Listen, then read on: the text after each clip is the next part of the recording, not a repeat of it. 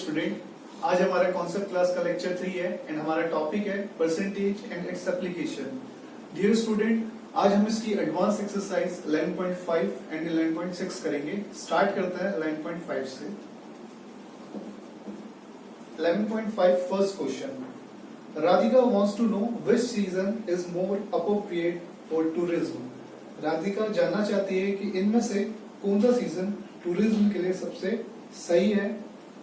First, और इसमें कुछ नीचे और भी स्टेटमेंट दी है। If 300 people responded how many choose. ठीक है, तो सबसे पहले हम चार्ट को देखें तो राधिका का जो फर्स्ट क्वेश्चन था कि कौन सा सीजन सबसे ज्यादा अप्रोप्रिएट है, मतलब सही है टूरिज्म के लिए।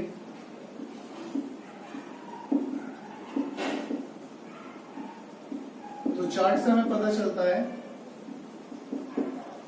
जहां पर सबसे ज्यादा परसेंट है, तो सबसे ज्यादा परसेंट है स्प्रिंग। स्प्रिंग का सीजन टूरिज्म के लिए सबसे ज्यादा अप्रोप्रिएट या सुटेबल है, ठीक, अकॉर्डिंग टू द चार्ट। अब इसमें हमें कुछ क्वेश्चंस दिए हुए हैं कि अगर 300 पीपल जो है रिस्पॉन्डेड, मतलब 300 पीपल का रिव्यू आया, रिव्यू या उनका कह सकते हैं उनकी राय आई, एडवाइस आई,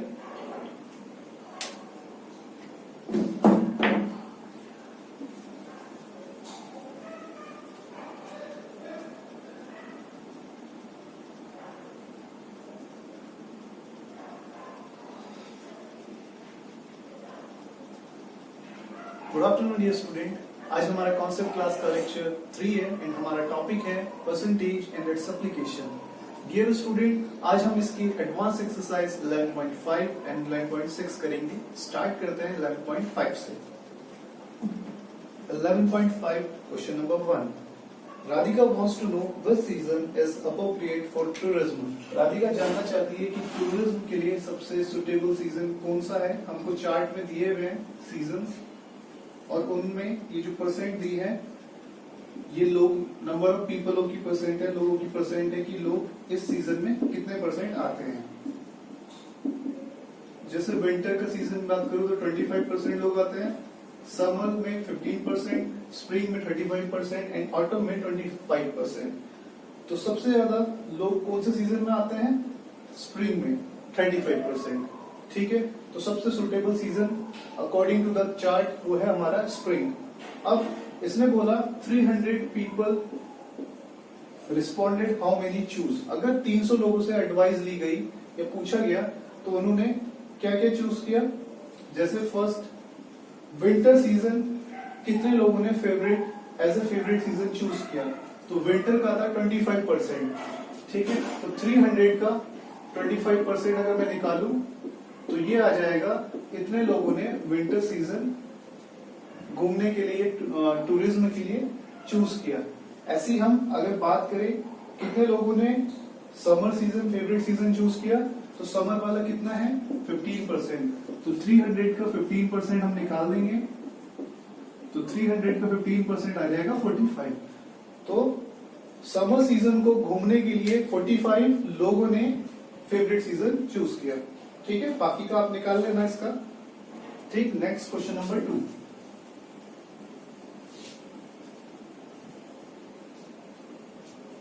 क्वेश्चन नंबर 2 में बोला है एक fruit seller bought 20 kg unripen mangoes at 40 per kg in summer season. एक समर सीजन में फ्रूट सेलर ने 20 kg अनरिपन मतलब कच्चे आम खरीदे और उनका जो रेट था खरीदने का वो था 40 पर kg, मतलब 1 किलो 40 रुपए के।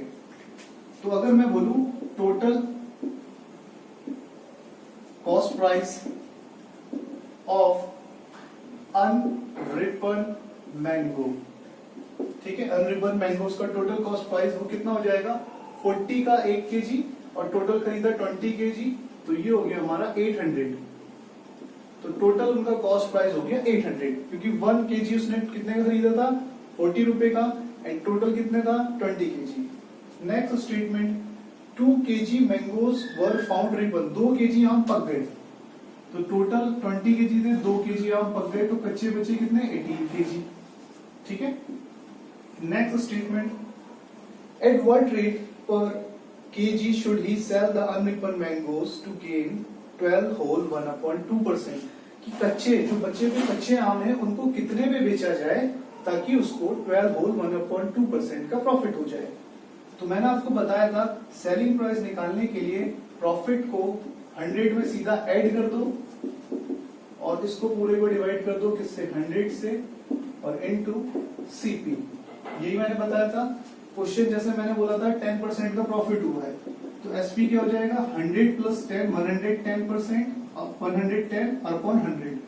तो यही किया मैंने 100 में जो भी उसका प्रॉफिट है उसको ऐड किया अपॉन 100 इंटू सीपी। ठीक है, इसको मैं सॉल्व करूंगा तो ये आ जाएगा 100 और ये आगे 25.2 और अपॉन 100 इंटू सीपी। सीपी कितना है 800। तो डबल जीरो से डबल जीरो कैंसिल आउट हो गई, इनका एलसीएम लेंगे और इनको प्लस करेंगे तो 225 है ना। इसके नीचे कुछ नहीं है 1 तो इसमें 2 से इंटू फिर 200 प्लस 25 225 इंटू 8। इससे ये कटा 4 टाइम्स तो हमारा आंसर आया 22 कैरी 22 10 2 1 8 9। तो हमारा आंसर आया एसपी जो है उनका 900 होना चाहिए है ना। अगर उसको 12 होल 1/2% का प्रॉफिट चाहिए तो उसको 900 रुपए में बेचने पड़ेंगे। ठीक है, 900 में टोटल बेचने पड़ेंगे। पर उसने हमसे पूछा है कि 1 केजी कितने का बेचना पड़ेगा। तो उसके लिए हम क्या करेंगे, टोटल उसके पास कितने केजी अनरिपर मैंगोज बचे थे 18 केजी, क्योंकि 2 केजी तो पक गए थे। तो अब हमको ये बताना है कि ये 18 केजी को उसने कितने के रेट में बेचा। तो यहां लिखेंगे रेट लिख लेंगे डायरेक्टली। रेट का मतलब यही होता है कि पर केजी कितने के बेचे। तो टोटल 900 केजी थे और टोटल 900 रुपए थे तो पर केजी उसने कितने के बेचे। तो टोटल मैंगोज से उसको डिवाइड कर दो। ठीक है, तो तभी तो पर केजी आएगा है ना। रुपीज पर केजी, ये रुपीज है ना और ये पर केजी है तो तभी तो रुपीज पर केजी हम निकाल पाएंगे जब टोटल रुपी को हम टोटल मैंगोज से डिवाइड कर देंगे। टोटल रिपन मैंगोज थे हमारे पास 18 केजी, टोटल रुपी कितने आए हमारे पास 900। हमने इसको डिवाइड किया तो वो आया हमारा 15 पर केजी। इसका मतलब ये है कि वो बचे हुए आमों को 50 पर केजी के हिसाब से बेचेगा। Next question number 3।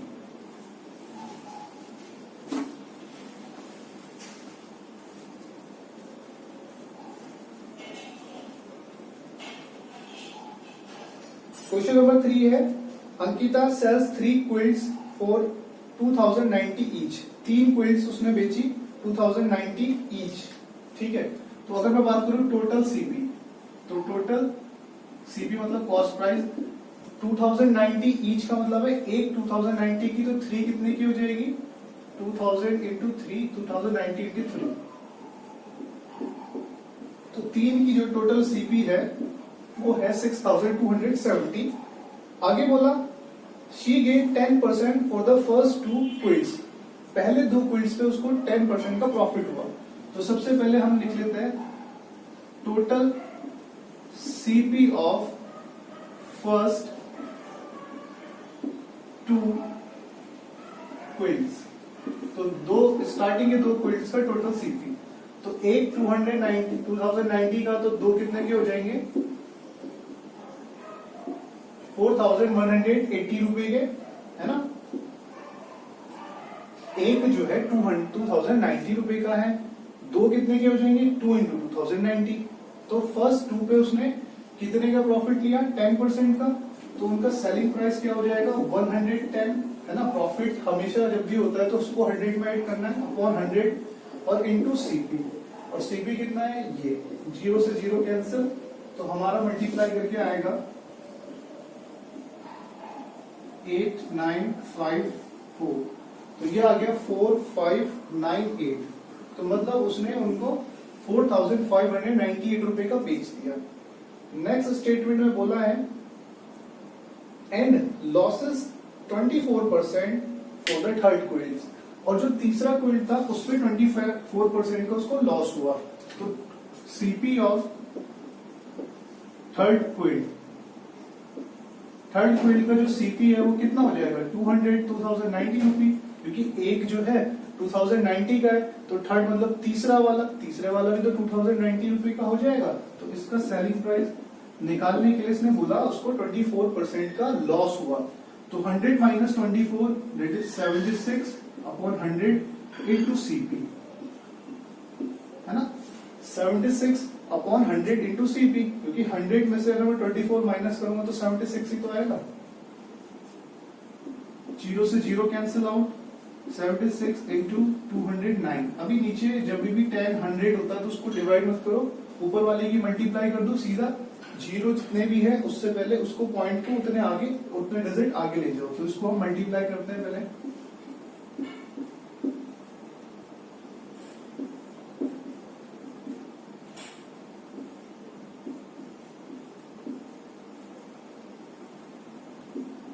तो ये आया हमारा 15884 अपॉन 10। तो एक जीरो है, पॉइंट नहीं दिख रहा, लास्ट में अज्यूम करेंगे, उसको एक डिजिट आगे ले जाएंगे तो वो हो जाएगा हमारा 1588.4। तो मतलब उसने जो है थर्ड वाला जो कोइन है वो 1588.4 रुपए का बेचा। अब इसने आगे क्या पूछा है, फाइंड द लॉस गेन और loss percent in the whole transaction. तो पूरी ट्रांजेक्शन में उसको कितना गेन या लॉस हुआ ये हमको बताना है। तो पूरी ट्रांजेक्शन में जो सीपी रहा वो ये रहा, है ना, टोटल तीनों की जो कॉस्ट है, एक की कॉस्ट मल्टीप्लाई 3, तो तीनों का जो सीपी था टोटल वो ये रहा।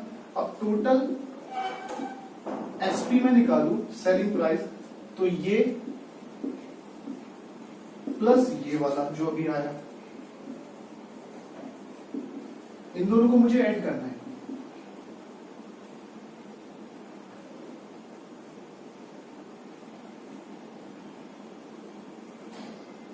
तो हमारे पास टोटल एसपी आ चुका है 6186.4 और टोटल सीपी का 6270। तो हमको इन दोनों से ये पता चलता है कि इतने रुपए में खरीदा उसने और इतने में बेचा, तो ऑब्वियसली उसको क्या हुआ है, लॉस हुआ है। ठीक है, अब हमको लॉस परसेंट निकालना है। तो लॉस परसेंट निकालने के लिए क्या करेंगे, सबसे पहले लॉस निकालते हैं। लॉस कितने रुपए का हुआ उसको, तो लॉस हुआ उसको सीपी माइनस एसपी।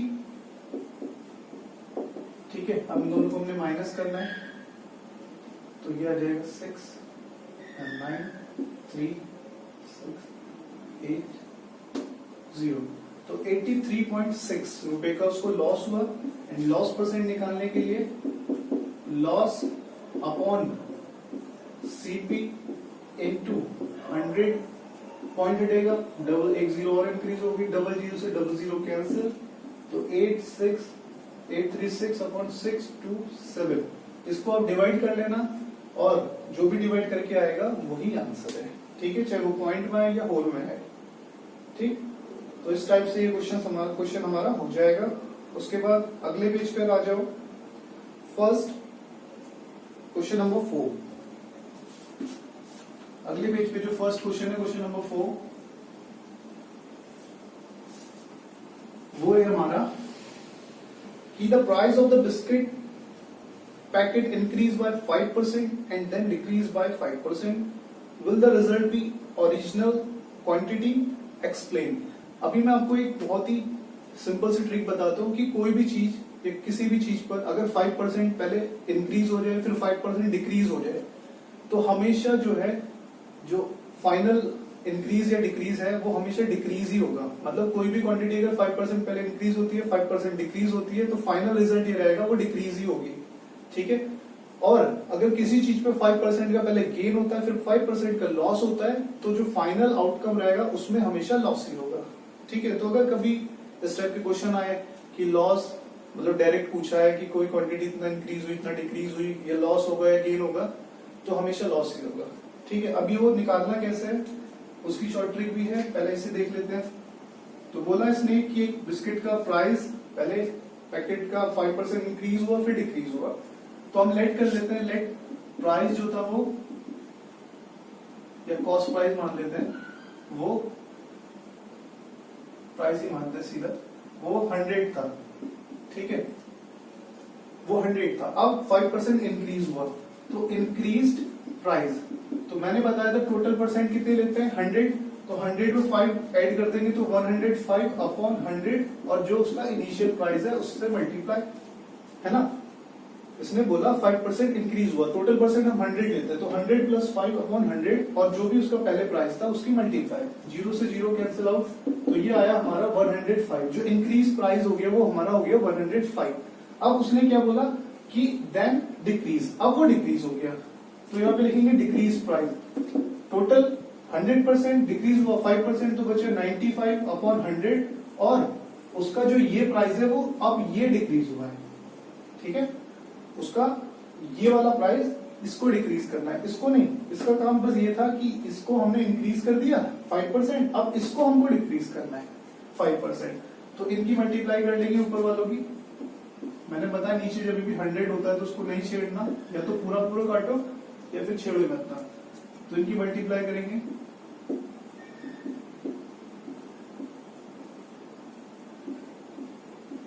तो ये आया हमारा 9975 अपॉन 100, 2 जीरो है, 2 डिजिट से पहले पॉइंट।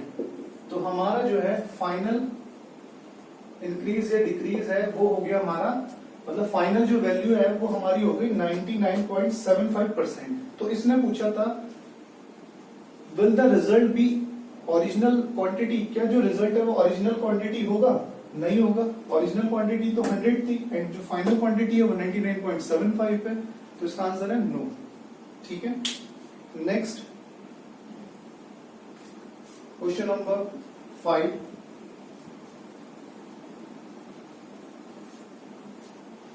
क्वेश्चन नंबर 5 में बोला है Rishi is a cricket coach, Rishi एक क्रिकेट कोच है and he wants to buy balls for the next tournament, और वो नेक्स्ट टूर्नामेंट के लिए बॉल खरीदना चाहता है। It was seen that the selling price of 8 ball is equal to cost price of 12 ball. ये देखा गया कि सेलिंग प्राइस ऑफ 8 बॉल, ठीक है, सेलिंग प्राइस ऑफ 8 बॉल वो CP of cost price of 12 balls के इक्वल है, ठीक। Check whether the profit percent is less than 50%। तो हमको चेक करना है क्या जो प्रॉफिट परसेंट होगा वो लेस देन 50% होगा या नहीं होगा।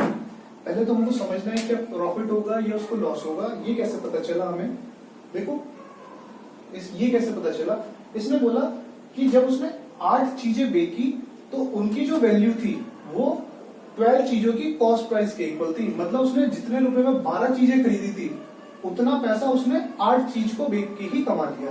जैसे सपोज उसने 12 चीजें 1200 में खरीदी थी तो उसने 8 चीजों को भी 1200 में ही बेच दिया। तो देखो 4 चीजों का सीधा सीधा प्रॉफिट हो गया नहीं हो गया। तो यहां से हमको पता चला कि उसको होगा तो प्रॉफिट। अभी कितना परसेंट होगा इसको हम निकालना सीखेंगे, बहुत ही सिंपल तरीके से करेंगे इसको, ज्यादा कुछ घुमाना फिराना नहीं है।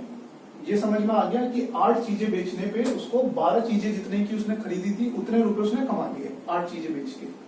अभी एसपी सिंपल लिखना है 8 सीपी इंटू 12, ठीक है। एसपी सीपी, सीपी को इसके नीचे लाएंगे एंड 8 को उसके नीचे दे देंगे। 4 से हमने इसको जितना काटना है रिड्यूस कर सकते हैं उसको हमने उतना रिड्यूस कर देना है।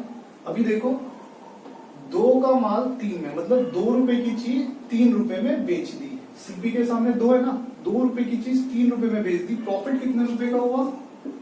1 रुपए का। परसेंट में निकालना है प्रॉफिट परसेंट, तो profit upon CP into 100 and percent का साइन, ठीक है। 2 रुपए की चीज 3 रुपए में बेच दी, प्रॉफिट हुआ 1 रुपए का।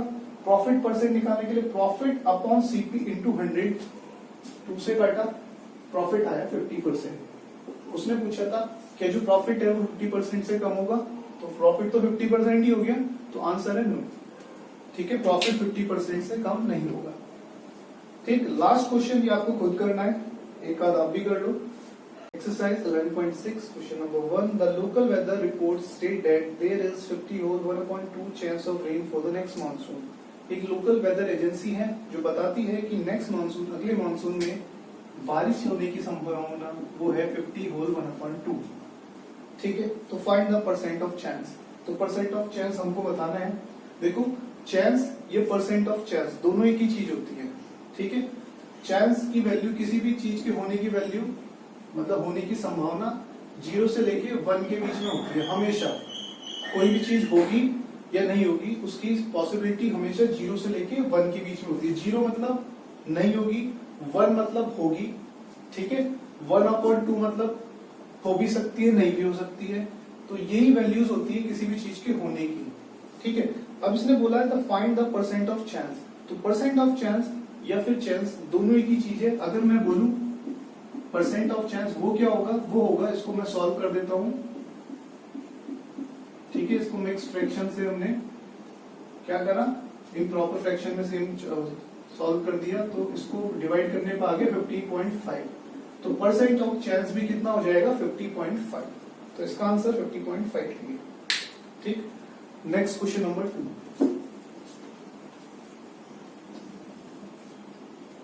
क्वेश्चन नंबर 2 में बोला गया है Hema wants to surprise her visitor with different and amazing colors on this Holi। Hema अपने घर पे आने वाले जो लोग हैं उनको सरप्राइज देना चाहती है डिफरेंट डिफरेंट कलर से इस होली पर। She mix different colour of paint to create new colours. उसने डिफरेंट डिफरेंट कलर्स को, पेंट को मिक्स किया आपस में ताकि एक नया कलर बन सके। The following table shows the amount of paint she mix per batch. तो पर बैच में, हर एक बैच में उसने कौन कौन से कलर लिए, उनकी कितनी अमाउंट ली, वो उसमें टेबल में दिखाई गई है। तो convert the amount of colour in the batch 1 to the percentage. तो बैच 1 में मतलब बैच 1 जी बैच है ना, इसमें इसका मतलब हो गया कि एक नया तरीका, नया कलर, मतलब ये न्यू कलर है, ठीक है। ये न्यू कलर है। इस न्यू कलर को बनाने के लिए जो उसने रेड, येलो और ग्रीन लिए है उनकी हमें क्वांटिटी दी हुई है। जैसे रेड हमने देखा जाए तो कितना लिया उसने 38/5, ठीक। येलो कितना लिया उसने 67/2 एंड ग्रीन कितना लिया 589/10, ठीक। तो बैच 1 की हम बात कर रहे हैं। तो convert the amount of colours in batch 1 to percentage. तो बैच 1 में जो जो ये कलर हैं इनको हमें परसेंट में चेंज करना है। तो जैसे रेड कलर की परसेंट में बोलूं तो वो कैसे निकलेगी, रेड कलर कितना लिया उसका अमाउंट ऊपर एंड टोटल जो कलर थे उन सबको ऐड करके जो आएगा वो नीचे और इनटू 100 एंड बाहर परसेंट का साइन, ठीक है। तो अगर मैं बात करूं रेड कलर की, कितना परसेंट उसने रेड कलर लिया, तो रेड कलर ऊपर अपन टोटल जितने ये कलर हैं वो नीचे इनटू 100 परसेंट का साइन। तो इसको सॉल्व करना और रेड कलर का हमारे पास परसेंटेज आ जाएगा, ठीक है। ऐसी येलो कलर का निकाल लेंगे, ऐसी ग्रीन कलर का। तो बैच 1 में ये हो गया हमारा। बैच 2 में निकालने के लिए बिल्कुल सेम करेंगे। बैच 2 में बस वैल्यूज तो अलग है। जैसे रेड का अगर बैच 2 में मैं बोलूं, बैच 2 में रेड का परसेंट कितना होगा, तो रेड ऊपर एंड जो बची हुई वैल्यूज है उनका सम नीचे, ठीक है। परसेंट निकालने के लिए क्या होता है, जो वैल्यू का जिसका हमें परसेंट निकालना है वो ऊपर एंड टोटल जो वैल्यू है वो नीचे इनटू 100 एंड परसेंट का साइन। तो इस टाइप से बैच 2 में रेड कलर की परसेंट निकल जाएगी, ठीक है। तो ये क्वेश्चन हो गया हमारा क्वेश्चन नंबर 2। बाकी इसको आप सॉल्व कर लेना, आंसर आ जाएगा। एंड लास्ट इसका क्वेश्चन नंबर 3। क्वेश्चन नंबर 3 में बोला in a school 90% of the students were paying fees. एक स्कूल में 90% स्टूडेंट फीस देते हैं एंड 10% स्टूडेंट फीस नहीं देते, नॉट पेइंग फीस। एनपीएफ का मतलब नॉट पेइंग फीस, ठीक है। And others were sponsorship. Sponsorship मतलब लाइक कि फ्री में पढ़ रहे हैं, ठीक है। स्पॉन्सर किया हुआ है किसी ने उनको कि ये फ्री में पढ़ेंगे, ठीक। During the annual revision of fees, school excused 10% of the fee-paying student from paying the increase of fees। मतलब जब साल पूरा कंप्लीट हो गया तो स्कूल ने फीस को रिवाइज किया, मतलब उसको बढ़ा दिया, ठीक है। जो फीस थी उसको बढ़ा दिया। तो जब बढ़ाया उसने तो उसने क्या किया कि 10% स्टूडेंट को एक्सक्लूड कर दिया। एक्सक्लूड कर दिया मतलब छूट दे दी, ठीक है। अब ये छूट किसको दी है, कौन से 10% है ये है फी पेइंग। फी पेइंग के 10% स्टूडेंट को छूट दे दी कि आप जो है जो फीस बढ़ के आई है ना वो आपको नहीं देनी है, ठीक है। तो 10% स्टूडेंट को फीस छूट दे दी तो कितने लोग रह गए फी पेइंग वाले, तो फुल फी पेइंग स्टूडेंट्स, ठीक है, फुल फी पेइंग स्टूडेंट्स। आगे हमसे क्वेश्चन में ये पूछा what percent of the total student now paying full फी, तो फुल फी कितने स्टूडेंट्स दे रहे हैं। देखो 10% स्टूडेंट जो है, ये जो फी पे करने वाले थे, इसमें से 10% स्टूडेंट इंक्रीज जो फीस हुई है उसको नहीं दे रहे, तो कितने परसेंट स्टूडेंट दे रहे हैं, 90%। टोटल 100% होता है ना, तो 100 में से 10% फुल फी नहीं दे रहे, तो कितने परसेंट स्टूडेंट फुल फी दे रहे हैं, 90%। अभी 90% किसका, फी देने वालों का, ठीक है, फी देने वालों का 90%। तो इसको हम सॉल्व करेंगे, तो हमारे पास जो आंसर है वो आया 81%।